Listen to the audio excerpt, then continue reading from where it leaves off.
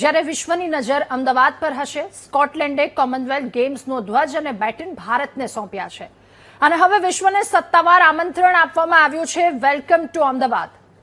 ભારત માટે ઇતિહાસ રચવાની ક્ષણ છે. આધુનિક ભારતની તાકાત અને વિશ્વ સ્તરીય આયોજનની ક્ષમતા દુનિયાની સમક્ષ રજૂ કરીશું. ભારતીય દર્શન, લોક સંસ્કૃતિ, વિકાસની ભવ્ય ઝાંખી દુનિયા સામે મૂકવાની આપણી તૈયારી શરૂ થઈ ગઈ છે.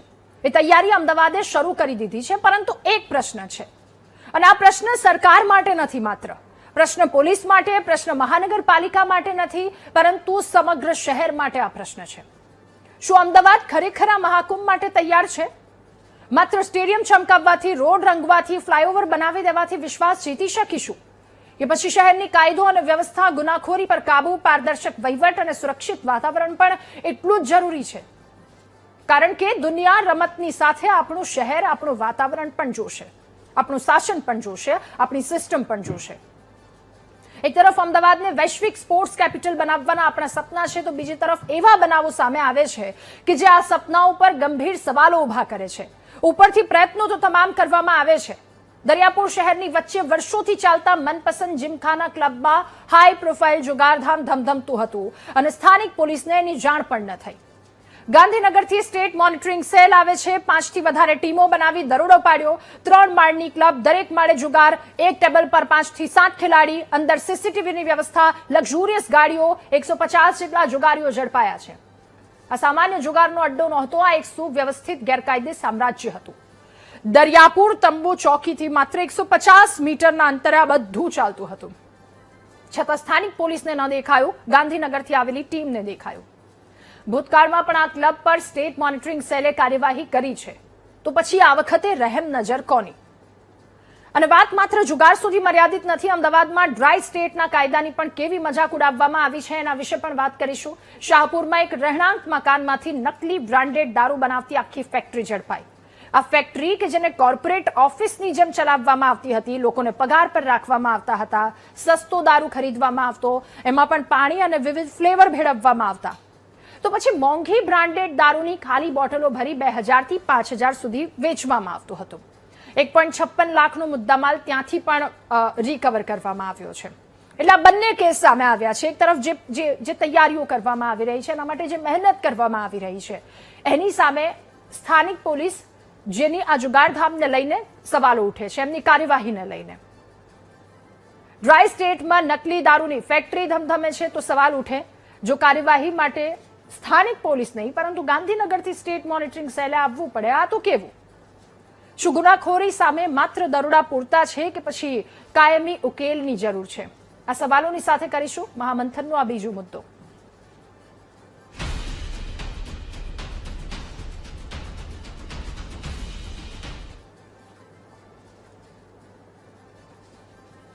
તો કાયદાની ઢીલી લગામ પર ચર્ચા કરીશું. દીપક જોશી, નેતા ભાજપ, આપણી સાથે જોડાયેલા છે. પ્રવક્તા કોંગ્રેસ નિશાંતભાઈ રાવલ આપણી સાથે જોડાયા છે. નિવૃત્ત ડીવાયએસપી દીપકભાઈ વ્યાસ આપણી સાથે જોડાયા છે. આપ સૌનું ખૂબ સ્વાગત છે. દીપક સર, શરૂઆત આપનાથી કરવી છે. સર, સૌથી પહેલા એ જાણવું છે, પ્રોહિબિશન, ગેમ્બલિંગ એક્ટ, આ બંને અને ગણનાપાત્ર કેસ શું છે? આ બંને કેસ જે સામે આવ્યા છે અને આ બંને કેસ પર આપની પ્રતિક્રિયા શું? અને આ સાથે બે જે પ્રોહિબિશન અને ગેમ્બલિંગને લઈને મેં જે આપને સવાલ પૂછ્યો, સર, ખૂબ ટૂંકમાં જો આપ આ તમામ વસ્તુ આપ સમજાવી શકતા હોય તો. ગણનાપાત્ર કેસ પ્રોહિબિશનના કેસની અંદર ઇન્ડિયન મેડ ફોરેન લીકર, જે ઇંગ્લિશ દારૂ આપણે કહીએ છીએ, એની અંદર 2.5 લાખ રૂપિયા સુધીનો દારૂ પકડાય તો એ ગણનાપાત્ર કેસ ગણાય. જ્યારે દેશી દારૂની અંદર 1 લાખ રૂપિયાનો દેશી દારૂ પકડાય તો એ ગણનાપાત્ર કેસ ગણાય. અને આવા કિસ્સામાં સ્થાનિક પોલીસ અધિકારીઓ એ નિષ્ક્રિયતા અને ધ્યાન ન રાખ્યું એ બદલ એના વિરુદ્ધમાં એના સુપરવાઇઝરી અધિકારી અને એમને જે તે પોલીસ કમિશનરશ્રીએ એક્શન લેવા જોઈએ. અને સાથે સાથે જયારે ગેમ્બલિંગની વાત કરીએ છીએ ત્યારે જે રમી 13 પત્તાની રમત રમાય છે. હવે લેટેસ્ટમાં મેરેજ આવે છે, 21 પત્તાની આવે છે. ત્યારબાદ 24 પત્તાની જે રમી ચાલુ થઈ છે, 27 અને 31 પણ ચાલુ થઈ છે. ખાસ કરીને જે મોડેસ ઓપરેટિવ અમદાવાદમાં ચાલે છે, હું બતાવું કે દરેક જીમખાના આરઓસી મારફતે રજીસ્ટર કરાવે છે પોતાની ક્લબ. હા જ્યારે ક્લબની અંદર જે રમી રમાય છે એની અંદર રમી છે ને એક ગેમ ઓફ સ્કિલ છે, નોટ ગેમ ઓફ ચાન્સ. એટલે રમી છે ને એ બુદ્ધિની રમત છે અને રમી રમાય છે. અને શહેરની પ્રતિષ્ઠિત નામાંકિત જે જીમખાના જે ક્લબો છે એની અંદર રમી રમાય છે, પરંતુ ત્યાં નો પ્રોફિટ નો લોસ ના હિસાબથી રમાય છે. અને ત્યાં અત્યારે પણ 24 કલાક દરેક જગ્યાએ ક્લબ ચાલુ છે, આપ જોઈ શકો છો. પણ જ્યારે આ જે દરિયાપુર તંબુ ચોકીની નજીકમાં જે પકડાઈ છે ક્લબ, એ ક્લબો પણ આરઓસી મારફત એ લોકો રજીસ્ટર લાયસન્સ લે જ છે. Okay, પરંતુ હા. એ લાયસન્સ લેવાની સાથે સાથે એ લોકો જે રમાય, જે રમી રમાય એની અંદરથી નાળ ઉઘરાવે. નાળ એટલે પ્રોફિટ એનો ઉઘરાવે. હા, હા, એ હા. ઉઘરાવે એટલે દરેક ઓકે, થોડું ડિસ્ટર્બન્સ આવી રહ્યું છે સર, પ્રોપર અવાજ નથી આવી રહ્યો આપની પાસે. ફરી એકવાર આવું. નિશાંતભાઈ, આપણે ઘણી બધી વખત ચર્ચા કરી, જો વાત દારૂની લઈને હોય અને તો આપણે એક વાત અથવા તો એક વાક્ય સામાન્ય હોય કે સ્થાનિક પોલીસ ઊંઘતી ઝડપાઈ, એસએમસી આવીને દરોડા પાડ્યા અને કાર્યવાહી કરી. ફરી એક વખત અમદાવાદમાં આ પ્રકારનો કિસ્સો સામે આવ્યો અને ચોંકાવનારી વાત તો એ કે 5-5, 7-7 હજારની બોટલ વેચે છે, નકલી કેમિકલ લોકો સુધી પહોંચે છે. સાથે અકસ્માતો જે અત્યારે થઈ રહ્યા છે, કેટલાય રોડ રસ્તાઓ પર દારૂના કારણે અકસ્માત થાય છે, લોકોના જીવ જાય છે. એક તરફ કેવી તૈયારી થાય છે અને બીજી તરફ આ પ્રકારની કાર્યવાહી, સ્થાનિક કાર્યવાહી પર પણ સવાલો ઉઠે છે. નિશાંતભાઈ. રાધા, એક સ્પષ્ટ વાત કહેવા માંગુ છું કે આપણે એ ગુજરાત પોલીસ પણ જોઈ છે જે 45 ડિગ્રીની ગરમીના ટેમ્પરેચરમાં અમદાવાદ, વડોદરા, સુરત, રાજકોટ કે કોઈ છેવાડાના ગ્રામ્ય વિસ્તારમાં ટ્રાફિક પોલીસ તરીકે ફરજ બજાવતો હોય છે આપણા નાગરિકોને સુરક્ષિત રાખવા માટે. આપણે એ ગુજરાત પોલીસ પણ જોઈ છે કે જ્યારે ગુજરાતમાં પૂર આવતું હોય તો 5-5 ફૂટના જ્યારે પાણી ભરાઈ જતા હોય ત્યારે આ ગુજરાત પોલીસ એ લોકોના જીવ બચાવવાની કામગીરી કરે છે, એમના સુધી ખાવાને પીવાની વ્યવસ્થા કરવાની કોશિશ કરે છે. આ એ ગુજરાત પોલીસ છે. પરંતુ અમુક નરાધમ ઓફિસર, હું બહુ સ્પષ્ટ કહું છું, અમુક નરાધમ ઓફિસરના કારણે ગુજરાત પોલીસ કલંકિત થઈ રહી છે. અને આ ઓફિસરોની બીક, ગુજરાત પોલીસની બીક એટલા માટે નથી આ જુગારિયાઓ પર, દારૂના અડ્ડા ચલાવવાવાળા, ડ્રગ્સના અડ્ડા ચલાવવાવાળા, કારણ કે લોકો પોતે આ ક્રાઇમમાં ભાગીદાર બનીને બેઠા છે. આજે આખી સપ્લાય ચેન છે રાધા, આપણા રાજ્યમાં બાજુના રાજ્યમાંથી 500 કિલોમીટર અંતિયાર ગામ સુધી જે દારૂ સિસ્ટમેટિક વેથી સપ્લાય ચેનના માધ્યમ દ્વારા પહોંચે છે, એમાં ગામથી લઈને ગાંધીનગર અને એક નાનકડી ગલીથી લઈને કમલમ સુધી હપ્તાખોરી ચાલે છે. અને એમાં જે આ પોલીસના ઓફિસરો સંડોવાયેલા છે, અમુક પોલીસના ઓફિસરો કે જેમના ઉપર સરકારનો અથવા તો નેતાઓનો, ભારતીય જનતા પાર્ટીના નેતાઓનો સરસ મજાનો એમના માથા પર હાથ હોય છે, ખુલ્લેઆમ ધંધો થાય છે. હું તમને એક આંકડો આપવા માંગુ છું. આજે તમે જુઓ કે એક સરકારી સર્વે અનુસાર ગુજરાતમાં 17.50 લાખ પુરુષ અને 1.85 લાખ મહિલા ડ્રગ્સના બંધાની થઈ ચૂક્યા છે. તમને આશ્ચર્ય થશે આંકડો વાંચીને, સરકારનો આપેલો આંકડો કે દારૂના અડ્ડા, બુટલેગરો, જુગારખાના એવા થઈને લગભગ 48,000 ફરિયાદો થઈ ચૂકી છે ગુજરાત પોલીસ પાસે પેન્ડિંગ, પણ હજી સુધી એનો નિવેડો આવ્યો નથી. બુટલેગર જેલમાં જાય, મહિનામાં બેલ ઉપર છૂટે, પાછો એનો એ ધંધો કરતો હોય, કદાચ એનાથી મોટા પાયે ધંધો કરવાનું ચાલુ કરી દેતો હોય. હમણાં તમે જો કે નેશનલ હેલ્થ ફેમિલી સર્વેમાં એવું બહાર આવ્યું કે ગુજરાતમાં 20,000 મહિલાઓ દારૂની બંધાણી છે. આ મેં તમને ડ્રગ્સનો આંકડો આપ્યો કે 17.50 લાખ પુરુષો ડ્રગ્સ અને 1.85 લાખ મહિલાઓ ડ્રગ્સની એડિક્ટિવ બની ચૂકી છે. 20,000 મહિલાઓ ગુજરાતમાં એવી છે કે જે દારૂની બંધાણી બની ચૂકી છે, જે મહારાષ્ટ્ર, રાજસ્થાન, અન્ય જ્યાં દારૂબંધી નથી રાધા, એની કમ્પેરિઝનમાં 0.3% જે રેશિયો હોય મહિલાઓનો, એનાથી પણ વધારે આંકડો ગુજરાતમાં થવા લાગ્યો છે. એટલે એ વાત નિશ્ચિત છે. જો અહીંયા ભારતીય જનતા પાર્ટીના પ્રવક્તા છે, ગીતામાં લખેલું છે કોઈ પણ પ્રોબ્લેમનું સોલ્યુશન ત્યારે જ આવે જ્યારે તમે પ્રોબ્લેમ છે એવું સ્વીકારો. એટલે એ વાત નિશ્ચિત છે કે ગુજરાતમાં બેફામ દારૂ વેચાય છે, બેફામ ડ્રગ્સ વેચાય છે. ગુજરાત પોલીસે જે અત્યાર સુધી કે ગુજરાત પોલીસ હોય કે પછી આપણી જે બોર્ડર સિક્યુરિટી હોય કે સમુદ્રી સિક્યુરિટી હોય, એ લોકોએ જે 1.30 લાખ કિલોનું અત્યાર સુધી ડ્રગ્સ પકડ્યું છે, પણ એ વાત નિશ્ચિત છે કે એનાથી 3 ગણું ડિસ્ટ્રીબ્યુશન પણ થઈ ચૂક્યું છે. કારણ કે છેલ્લા 10 વર્ષમાં એનસીઆરબીના આપેલા આંકડા પ્રમાણે છેલ્લા 3 વર્ષમાં ગુજરાતમાં 60 થી વધુ ડ્રગ્સ ઓવરડોઝના કારણે વ્યક્તિઓના મૃત્યુ થયા છે. જુગારની જો વાત કરું, મને ખાલી 2 સેકન્ડ આપજો. જુગારની જો વાત કરું તો સ્થાનિક પોલીસને ખબર હોય છે રાધા કે જુગારના રેગ્યુલર અડ્ડા કઈ જગ્યાએ ચાલે છે. હું જુગાર, દારૂ અને ડ્રગ્સને કોમન એટલા માટે માનું છું કે જે વ્યક્તિ એનો બંધાણી હોય છે એ આખા પરિવારને ડૂબાડે છે. જુગારી હોય, ડ્રગ્સનો બંધાણી હોય કે દારૂનો બંધાણી હોય, ફાઇનાન્શિયલી આફ્ટર ઓલ એ આખા પરિવારને ડૂબાડે છે. પણ સ્થાનિક પોલીસના અમુક કર્મચારીઓ, અધિકારીઓ, અહીંયા સાહેબ બેઠા છે, વ્યાસ સાહેબ, આપ એમને પણ પૂછી જોજો કે જે સિસ્ટમેટિક આ ક્રાઇમમાં ભાગીદાર હોય છે અને એટલે એ પકડાતા નથી. ઓકે દીપકભાઈ, એક સવાલ એ પણ કે જેવી રીતે અત્યારે નિશાંતભાઈએ કહ્યું કે સ્થાનિક પોલીસને આ વાતને લઈને જાણકારી હોય જ છે. હવે આ જ જગ્યા પર જુલાઈ 2021માં 183 જુગારીઓની ધરપકડ કરાઈ, ઓક્ટોબર 2023માં 27 લોકોની ધરપકડ કરાઈ અને એક વખત તો ડિમોલિશન પણ કરી દેવામાં આવ્યું હતું, બુલડોઝર ફેરવી દેવામાં આવ્યું હતું એ બાંધકામ પર, અને ફરી એક વખત એ બેઠા થઈ ગયા છે. એટલે આ હિંમત કેટલી, સવાલ એને લઈને પણ છે. સામે જો દારૂની વાત કરીએ તો દારૂમાં પણ આ જ પ્રકારની સ્થિતિ છે.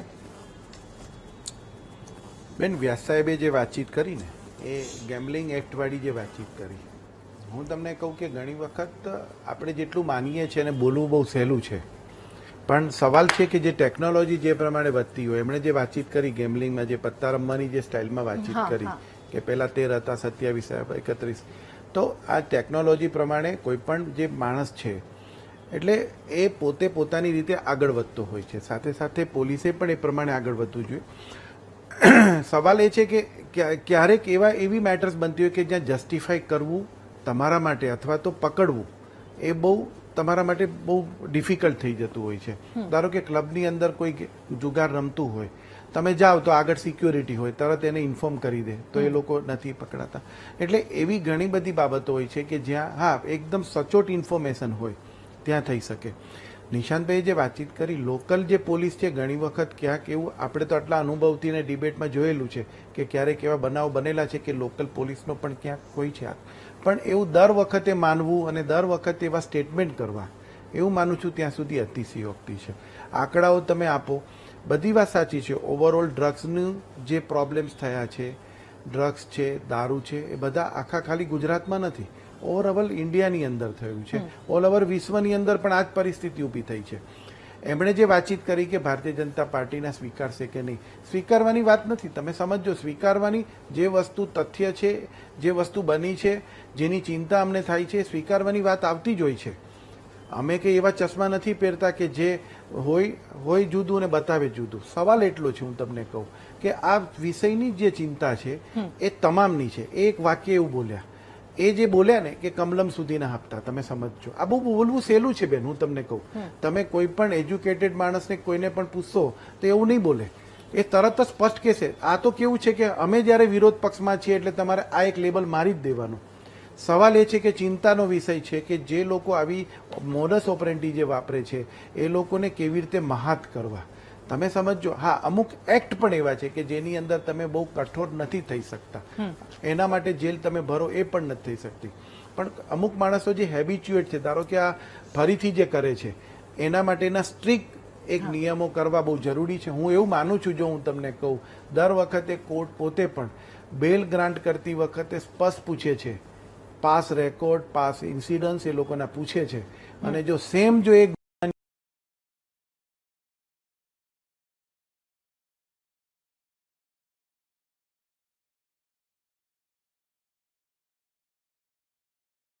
બને છે બેન, કારણ કે આ બધી સામાજિક પરિસ્થિતિને સંપૂર્ણપણે આને સામાજિક પરિસ્થિતિને જોડી નાખે છે આખી આ વસ્તુ.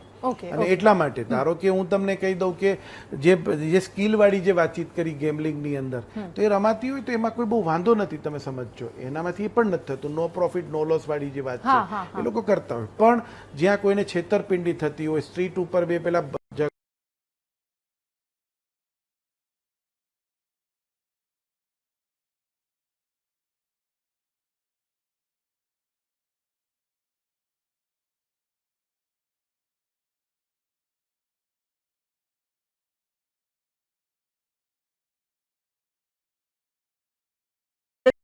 ટોટલી સામાજિક તરફ હતો.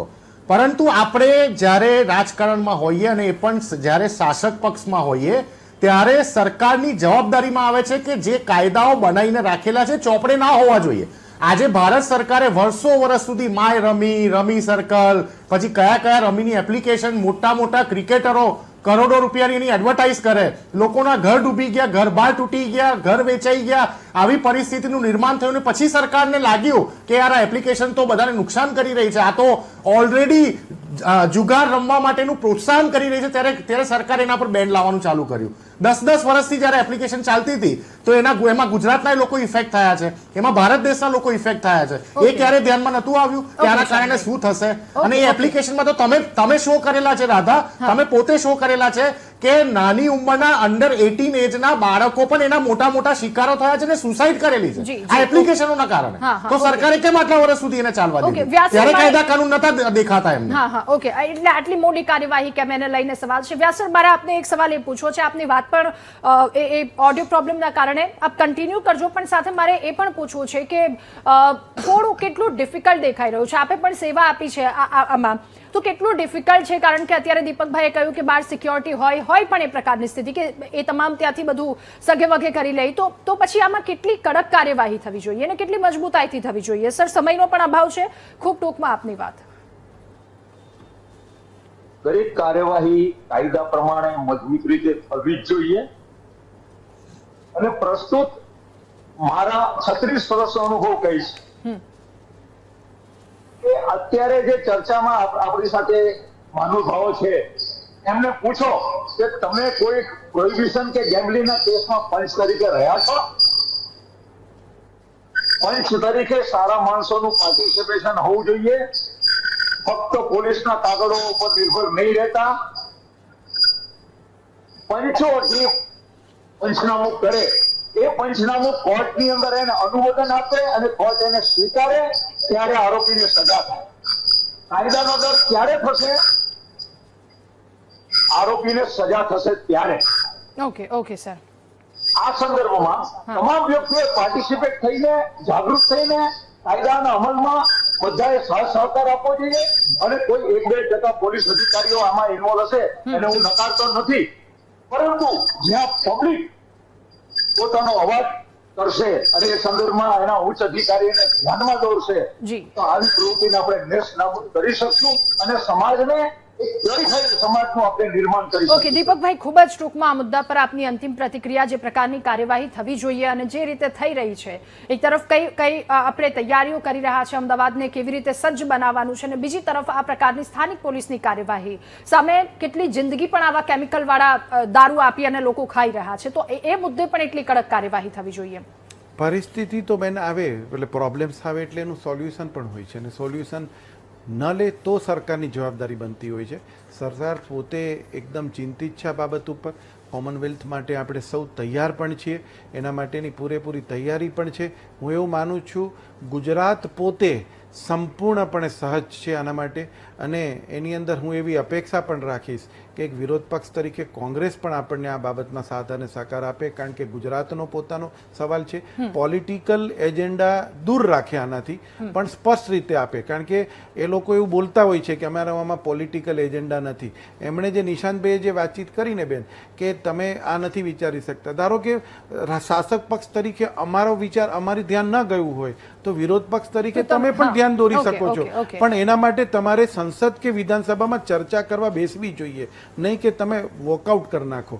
અમારી એટલી જ રિક્વેસ્ટ છે કે કોઈ પણ ચર્ચા કરો તો લોકસભામાં બેસીને શાંતિથી ચર્ચા કરો. નિશાંતભાઈ, ખૂબ ટૂંકમાં આપની વાત, મારે સમય પૂરો થઈ ચૂક્યો છે, ખૂબ જ ટૂંકમાં.